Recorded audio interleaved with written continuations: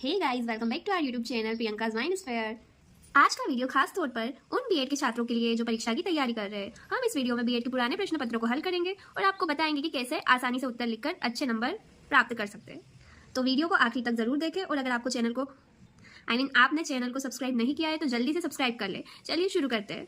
आज हम साल 2024 का प्रश्न पत्र हल कर रहे हैं। सब्जेक्ट का नाम है education in India, status, problem and issues, CC2, जिसका हिंदी में नाम है भारत में शिक्षा, स्थिति, समस्याएं एवं मुद्दे। सबसे पहले प्रश्न पत्र को समझना बहुत जरूरी है। मैं इसे आपको पढ़कर समझाती हूँ। बट हमने पिछली वीडियो में CC1 के प्रश्न पत्र हल किए और CC2 का भी 7 क्वेश्चंस आई थिंक सोल्व कर लिए थे। पिछली वीडियो में मैंने आपको समझा दिया कि कितने प्रश्न आते हैं और कितने मार्क्स के आते हैं और कैसे उनके आंसर लिखते हैं। पिछली वीडियो में हमने 7 क्वेश्चंस के आंसर देख लिए थे। अब हम देखेंगे क्वेश्चन नंबर 8। माध्यमिक शिक्षा के सामान्य उद्देश्य बताइए। Right general AIIMS of secondary education. याद रखें, आप जो भी उत्तर लिख रहे हैं उसका उत्तर जो है वो पॉइंट वाइज और सटीक लिखे। तो ये इसका आंसर आपकी बुक में दिया गया है, माध्यमिक शिक्षा के लक्ष्य एवं उद्देश्य। तो हमको उद्देश्य पूछे तो हेडिंग लिखना माध्यमिक शिक्षा के उद्देश्य। अंग्रेजी शासनकाल में माध्यमिक शिक्षा का मुख्य उद्देश्य अंग्रेजी पढ़े लिखे बाबू तैयार करना था। स्वतंत्र होने के उपरांत हमारी केंद्रीय सरकार ने 1952 में डॉक्टर लक्ष्मण राव मुदालियर की अध्यक्षता में माध्यमिक शिक्षा आयोग का गठन किया गया। इस आयोग ने माध्यमिक शिक्षा के 4 मुख्य उद्देश्य बताए हैं। फर्स्ट, जनतंत्रात्मक नागरिकता का विकास। विश्व में सबसे बड़ा जनतंत्रात्मक देश हमारा भारतवर्ष ही है। चूंकि इस प्रकार की शासन प्रणाली बहुत कोमल होती है, अतः इसके असफल होने की भी अनेक संभावनाएं होती है। जनतंत्रात्मक शासन व्यवस्था की सफलता सुनागरिकों पर निर्भर करती है। जनतंत्रात्मक देश के लिए सत्यवादी, स्वतंत्र एवं निष्पक्ष विचार वाले, अनुशासित, सहयोगी एवं उदार राष्ट्रीय भावना से ओतप्रोत नागरिकों की आवश्यकता पड़ती है। इस प्रकार की समस्त बातों को दृष्टिगत रखते हुए आयोग ने सिफारिश की कि माध्यमिक शिक्षा को छात्रों में इस प्रकार के गुणों का विकास करना चाहिए।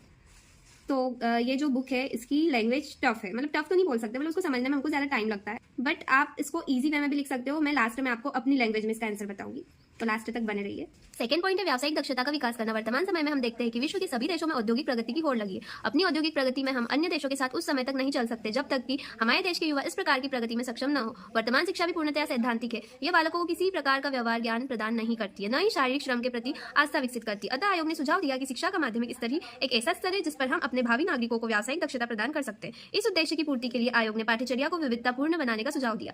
थर्ड पॉइंट है व्यक्तित्व का विकास करना। आयोग का मानना था कि माध्यमिक शिक्षा को किशोर छात्रों के संपूर्ण व्यक्तित्व का विकास करने का प्रयत्न करना चाहिए। आयोग का यह भी मानना था कि माध्यमिक शिक्षा को इस प्रकार से संगठित एवं व्यवस्थित करना चाहिए ताकि छात्रों के जन्मजात गुणों का वांछनीय विकास हो सके तथा वे अपने सांस्कृतिक वैभव को आगे बढ़ा सके। आयोग के अनुसार माध्यमिक शिक्षा का यह कर्तव्य है कि वह बालकों के सर्वांगीण व्यक्तित्व का विकास करे। फोर्थ पॉइंट है नेतृत्व का विकास करना। आयोग की दृष्टि में यह माध्यमिक शिक्षा का ही कार्य है कि बालकों में उचित एवं आदर्श नेतृत्व का विकास करे। माध्यमिक शिक्षा को ऐसे नागरिक उत्पन्न करना चाहिए जो जनसाधारण का नेतृत्व जनतांत्रिक विधि से करके उन्हें उचित मार्ग प्रदर्शित कर सके, जो प्रत्येक क्षेत्र में स्वयं बुद्धि एवं विवेक से कार्य करे एवं जनसाधारण के विकास के लिए आयोग ने माध्यमिक शिक्षा की पाठ्यचर्या में विविध प्रकार के क्रियात्मक विषयों एवं अन्य ऐसे विषयों के समावेशन का सुझाव दिया जो बालकों में उपयुक्त समस्त गुणों का विकास कर सके। तब से लेकर अब तक माध्यमिक शिक्षा ने इन्हीं उद्देश्यों को भाषाई अंतर से स्पष्ट किया। NCERT ने विद्यालयी शिक्षा के लिए जो राष्ट्रीय पाठ्यचर्या की रूपरेखा प्रस्तुत की उसमें प्रथम 10 वर्षीय शिक्षा के उद्देश्यों की एक लंबी सूची 20 से 25 उद्देश्य प्रस्तुत किए हैं एवं उच्च माध्यमिक शिक्षा +2 के सामान्य एवं व्यावसायिक वर्ग हेतु पृथक पृथक उद्देश्य निश्चित किए हैं। उस सूची के आधार पर हम माध्यमिक शिक्षा के उद्देश्यों को निम्न रूप में क्रमबद्ध कर सकते हैं। बालकों में सामाजिक, सांस्कृतिक और नैतिक एवं लोकतांत्रिक मूल्यों का विकास करना एवं उन्हें तदनुकूल आचरण की ओर प्रवृत्त करना। ये कुछ जो है इजी, जैसे लोकतांत्रिक नागरिकता का विकास करना, व्यक्तित्व का विकास करना, व्यावसायिक कुशलता का विकास करना, नेतृत्व शक्ति का विकास करना, बालकों को स्वास्थ्य संबंधी शिक्षा देना और इसमें से कुछ बालकों का सामाजिकरण करना, देश विदेश की संस्कृति व ज्ञान कराना, शिक्षा को उत्पादन से जोड़कर आर्थिक विकास करना, शिक्षा के द्वारा कार्य अनुभव को महत्व देना, शिक्षक के द्वारा राष्ट्रीय एकता का ज्ञान देना। तो ये इजी है, इजी पॉइंट्स आप रीड कर लेना। बाकी तो आप इस टाइप से आंसर लिख सकते हैं, मैं अपनी लैंग्वेज में बता रही हूँ। फर्स्ट पॉइंट आप लिख सकते हो समग्र विकास। विद्यार्थी के शारीरिक, मानसिक, भावनात्मक और बौद्धिक विकास को प्रोत्साहित करना, है ना। माध्यमिक शिक्षा के सामान्य उद्देश्य में फर्स्ट पॉइंट लिखना है समग्र विकास। देन सेकंड पॉइंट आत्मनिर्भरता। विद्यार्थियों में आत्मविश्वास और आत्मनिर्भरता की भावना विकसित करना। थर्ड पॉइंट है चरित्र निर्माण, नैतिकता, ईमानदारी और अनुशासन जैसे गुणों का विकास करना। फोर्थ पॉइंट है सामाजिक जिम्मेदारी, समाज के प्रति उत्तरदायित्व की भावना उत्पन्न करना और लोकतांत्रिक मूल्यों की समझ विकसित करना। फिर कौशल विकास, रोजगार आधारित शिक्षा प्रदान करना और तकनीकी व व्यावसायिक कौशल का विकास करना। 6 पॉइंट राष्ट्रीय एकता और सांस्कृतिक जागरूकता। 7 पॉइंट आगे की शिक्षा के लिए तैयारी, उच्च शिक्षा के लिए आधार तैयार करना। ठीक, इस टाइप से आप लिख सकते हैं। फिर आप शिक्षा की राष्ट्रीय, आई थिंक 5 मार्क्स के लिए इतना उत्तर सफिशिएंट होगा और मैंने जितना आंसर बताया ये बुक का और अपना आंसर मिला के आप 10 मार्क्स में भी क्वेश्चन आता है तो अगर इतना लिख दोगे तो आपके मार्क्स पूरे आएंगे। ठीक है। क्वेश्चन नंबर 9 है शिक्षा की राष्ट्रीय व्यवस्था हेतु किए गए प्रयत्नों का उल्लेख कीजिए। Describe efforts towards evolving national system of education. तो पहले हेडिंग लिखेंगे शिक्षा की राष्ट्रीय व्यवस्था हेतु किए गए प्रयत्न निम्नलिखित है।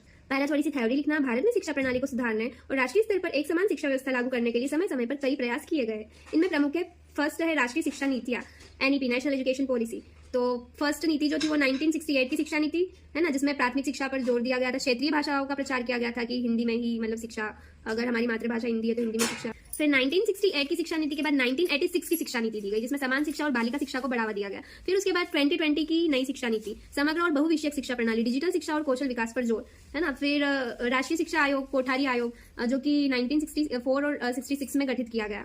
कोठारी आयोग ने शिक्षा को राष्ट्रीय विकास का प्रमुख साधन माना। इसने 10+2+3 प्रणाली की सिफारिश की। फिर सर्व शिक्षा अभियान है ना 2001 में प्रारंभ किया गया, जिसका उद्देश्य सभी बच्चों को मुफ्त और अनिवार्य प्राथमिक शिक्षा प्रदान करना था। आरटीई अधिनियम 2009, जिसमें 6 से 14 वर्ष के बच्चों के लिए मुफ्त और अनिवार्य शिक्षा सुनिश्चित की गई। मिड डे मील योजना 1995 में प्रारंभ की गई। राष्ट्रीय पाठ्यचर्या रूपरेखा एनसीएफ, जो कि 2005 में बाल केंद्रित बनाने और व्यावसायिक शिक्षा को महत्व देने की वकालत की थी एनसीएफ 2005 ने। फिर व्यावसायिक और तकनीकी शिक्षा, डिजिटल और ऑनलाइन शिक्षा, समान शिक्षा के लिए प्रयास, एसटी, एससी, ओबीसी और बालिकाओं के लिए छात्रवृत्ति योजनाएं लागू की गई। इस तरह निष्कर्ष निकलता है कि माध्यमिक शिक्षा का उद्देश्य बच्चों को न केवल ज्ञान देना है, बल्कि उन्हें भविष्य की चुनौतियों के लिए तैयार भी करना है। क्वेश्चन नंबर 10 है, भारत की परंपरागत शिक्षा प्रणाली को समझाइए। Explain traditional education system in India. अभी तो मैं सिर्फ आपको पॉइंट्स ही बता रही हूँ, अदरवाइज वीडियो बहुत लॉन्ग हो जाएगा और स्टोरेज की कमी भी है। अगर आप चाहते हैं कि हम नोट्स जो इजी लैंग्वेज में आंसर जो है उस पर नोट्स बनाएं या नोट्स शेयर करें, तो अपना फीडबैक कमेंट बॉक्स में ज़रूर दीजिएगा और सभी अपने फ्रेंड्स के साथ चैनल को शेयर करिएगा। तो भारत की परंपरागत शिक्षा प्रणाली जो है वो विश्व की सबसे पुरानी और समृद्ध शिक्षा प्रणालियों में से एक है। यह प्रणाली गुरुकुल प्रणाली, वैदिक ज्ञान और भारतीय संस्कृति व दर्शन पर आधारित थी। इसका मुख्य उद्देश्य केवल अकादमिक ज्ञान नहीं, बल्कि संपूर्ण जीवन के लिए एक नैतिक, आध्यात्मिक और व्यावहारिक दृष्टिकोण विकसित करना था। मुख्य विशेषता है गुरुकुल प्रणाली। गुरुकुल भारत की परंपरागत शिक्षा प्रणाली का मूल आधार था। विद्यार्थी या शिष्य गुरु के आश्रम में रहकर शिक्षा प्राप्त करते थे। शिक्षा पूरी तरह से गुरु शिष्य परंपरा पर आधारित थी। फिर वैदिक शिक्षा। वैदिक काल में शिक्षा का उद्देश्य जीवन के 4 पुरुषार्थों धर्म, अर्थ, काम और मोक्ष की प्राप्ति करना था। मुख्य विषय वेद और उपनिषद का अध्ययन, धर्मशास्त्र, दर्शन, योग और आयुर्वेद, गणित, खगोल शास्त्र और व्याकरण।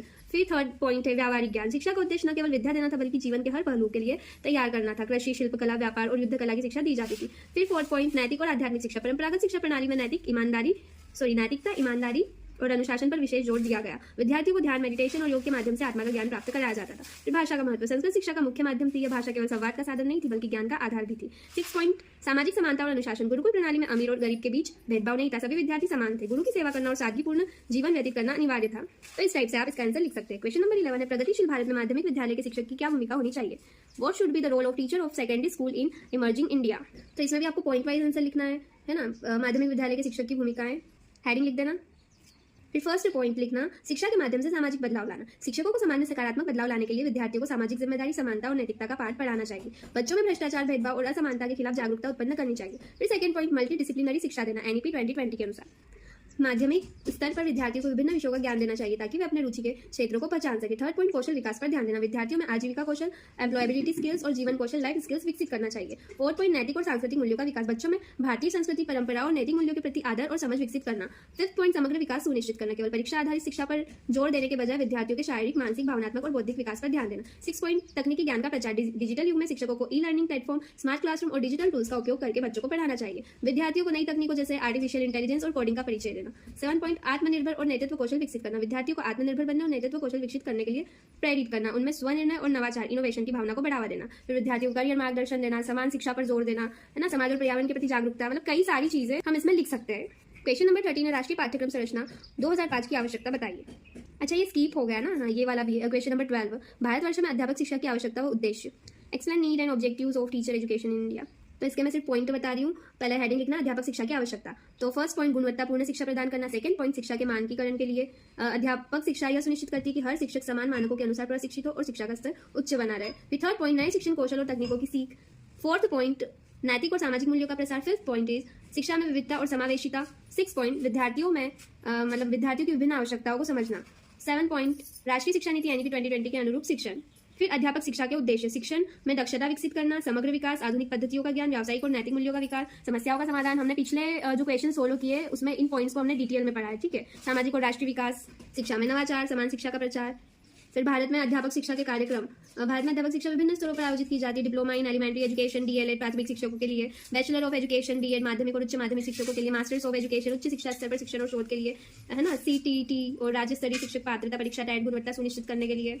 एक शिक्षक सिर्फ पाठ नहीं पढ़ाता बल्कि एक पीढ़ी को आकार देता है ना। इसलिए अध्यापक शिक्षा बहुत ही इंपॉर्टेंट होती है। जब अध्यापक खुद नहीं प्रशिक्षित होगा तो फिर स्टूडेंट्स को क्या सिखाए। फिर क्वेश्चन नंबर 13 है, राष्ट्रीय पाठ्यक्रम संरचना 2005 की आवश्यकता है। सो ये देखिए गाइस, 21वीं सदी की मांग, भारतीय समाज में विविधता, परिवर्तन के लिए आवश्यक। तो ये आप स्क्रीनशॉट लेके पढ़ लेना, रीड कर लेना। संवैधानिक बाध्यता, एनसीईआरटी का आवधिक व्यायाम, शिक्षा का आधुनिकरण, है ना। फिर उपसहार भी दिया गया है। बट मैं अगर मेरी लैंग्वेज में बताऊँ, ईजी आंसर, है ना। ये बुक की लैंग्वेज मुझे थोड़ी सी टफ लगी, तो आप ऐसा लिख सकते हो एनसीएफ 2005 की आवश्यकता, है ना। फर्स्ट पॉइंट में लिख सकते हो पारंपरिक शिक्षा प्रणाली में सुधार की जरूरत। पहले की शिक्षा प्रणाली में पाठ याद करने और परीक्षा में अच्छे अंक लाने पर जोर दिया जाता था। एनसीएफ 2005 ने इसे बदलकर शिक्षा को बच्चे के अनुभव और समझ पर आधारित बना। फिर बाल केंद्रित शिक्षा, शिक्षा प्रणाली बच्चों के विकास और उनकी रुचि के अनुरूप नहीं थी। एनसीएफ 2005 ने शिक्षा को बाल केंद्रित, चाइल्ड सेंट्रिक बनाने पर जोर दिया। बोझिल पाठ्यक्रम का सरलीकरण, छात्र भारी भरकम पाठ्यक्रम से दबाव महसूस कर रहे थे। एनसीएफ 2005 ने पाठ्यक्रम को सरल और रुचिकर बनाने की आवश्यकता पर बल दिया। समावेशी शिक्षा की जरूरत, सीखने की प्रक्रिया को रोचक और प्रासंगिक बनाना, सामाजिक और सांस्कृतिक विविधता को अपनाना। अगर आप डिटेल सारे पॉइंट्स का डिस्क्राइब चाहते हो तो कमेंट में बताना, नोट्स चाहते हो तो भी कमेंट में बताना। क्वेश्चन नंबर 14 है, सेवारत शिक्षक शिक्षा की समस्याएं कौन सी है, इनके समाधान के उपाय लिखिए। What are the problems of in service teacher, write the suggestions for solving it. तो भारत में सेवारत शिक्षकों को कई प्रकार की समस्याओं का सामना करना पड़ता है जो उनके व्यक्तिगत और पेशेवर जीवन को प्रभावित करती है। ये समस्याएं शैक्षणिक प्रणाली, प्रशासन, संसाधनों की कमी और सामाजिक परिस्थितियों से जुड़ी हो सकती है। एक्चुअली मैंने एमएससी इंग्लिश मीडियम में पढ़ा था, तो एकदम प्योर हिंदी में थोड़ा सा हटक जाती हूँ। फिर सेवारत शिक्षकों की प्रमुख समस्याएं। फर्स्ट पॉइंट आप लिख सकते हो अधिक कार्यभार, एक्सेसिव वर्कलोड। शिक्षकों को केवल पढ़ाने के अलावा प्रशासनिक कार्य, सरकारी योजनाओं का क्रियान्वयन जैसे मिड डे मील और जनगणना जैसे अतिरिक्त कार्य सौंपे जाते हैं गवर्नमेंट टीचर्स को। बट प्राइवेट टीचर्स पे भी कोई कम रिस्पॉन्सिबिलिटीज नहीं होती है। इससे मतलब कई सारी रिस्पॉन्सिबिलिटीज होती है, इससे उनकी पढ़ाने की गुणवत्ता प्रभावित होती है। सेकंड पॉइंट, अपर्याप्त वेतन और आर्थिक समस्या। खासकर सरकारी स्कूलों में कार्यरत शिक्षकों का वेतन कई बार उनकी भूमिका और कार्यभार के अनुसार पर्याप्त नहीं होता। निजी स्कूलों में तो अक्सर शिक्षकों को न्यूनतम वेतन भी नहीं मिलता, मतलब हम जो डिजर्व करते हैं वो भी नहीं मिलता।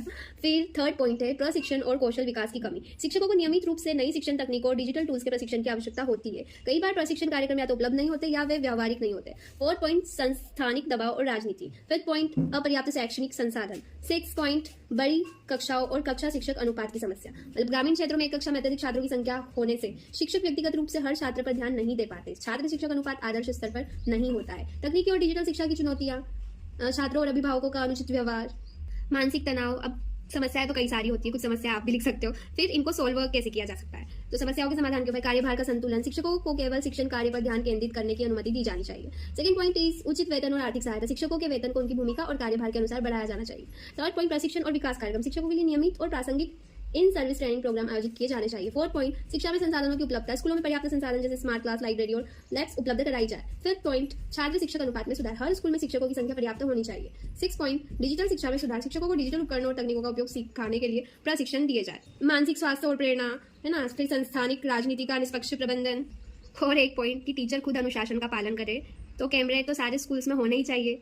संस्थानिक राजनीति का निष्पक्ष प्रबंधन, है ना। स्कूलों में पारदर्शी प्रशासनिक व्यवस्था होनी चाहिए। पारदर्शी मतलब एकदम शिक्षकों को राजनीति से दूर रखकर एक सकारात्मक और सहयोगी वातावरण प्रदान किया जाए। छात्र अभिभावक जागरूकता, अभिभावक और छात्रों को शिक्षकों के प्रति सम्मान और सहयोग के महत्व को समझने के लिए जागरूकता कार्यक्रम आयोजित किए जाए। बट हमेशा कहीं ना कहीं पॉजिटिव चीज़ें भी होती है, नेगेटिव चीज़ें भी होती है। तो वैसे कुछ टीचर्स जो होते हैं वो अपने टीचिंग स्किल से और अपने बिहेवियर से इंस्पिरेशन बन जाते हैं, और कुछ टीचर जो होते हैं वो लालची टाइप के और एकदम मतलब जो बाय इंटरेस्टेड टीचर नहीं बनते हैं ना, तो वो नेगेटिवली इंपैक्ट करते हैं प्रोफेशन को। तो सेवारत शिक्षकों की समस्याएं न केवल उनके व्यक्तिगत और पेशेवर जीवन को प्रभावित करती है, बल्कि शिक्षा की गुणवत्ता पर भी असर डालती है। इन समस्याओं का समाधान शिक्षा प्रणाली में सुधार लाने और शिक्षकों को सशक्त बनाने में मदद करेगा। शिक्षक वही है, नहीं ये नहीं, दूसरा वाला बताती हूँ मैं। मतलब शिक्षक वही दे सकता है जो वह स्वयं के पास रखता है, इसलिए शिक्षक को सशक्त और समर्थ बनाना अनिवार्य है। तो मेरे ख्याल से गवर्नमेंट को टीचर्स पे फोकस करना चाहिए कि अगर देश में अच्छे टीचर्स होंगे वही एक अच्छी जनरेशन बना पाएंगे। जैसे कि मैं यूनिवर्सिटीज़ में भी देखती हूँ काफ़ी सारे प्रोफेसर बैठ के मूंगफली खाते रहते हैं। टीचर्स भी मतलब कोई ईमानदारी से अपना काम नहीं कर रहा है। मतलब है 10% ऐसे टीचर्स हैं, मतलब या एम्प्लॉयज़ है जो कि ऑनेस्टली अपना वर्क करते हैं, बट 90 to 95% जो है वो बिल्कुल ऑनेस्ट नहीं है, और गवर्नमेंट को इस पर एक्शन लेना चाहिए। तो आपकी क्या राय है हमको कमेंट बॉक्स में बताइएगा। तो हम नेक्स्ट वीडियो में लॉन्ग क्वेश्चन आंसर डिस्कस करेंगे। Thanks for watching my video. Do like, subscribe and share.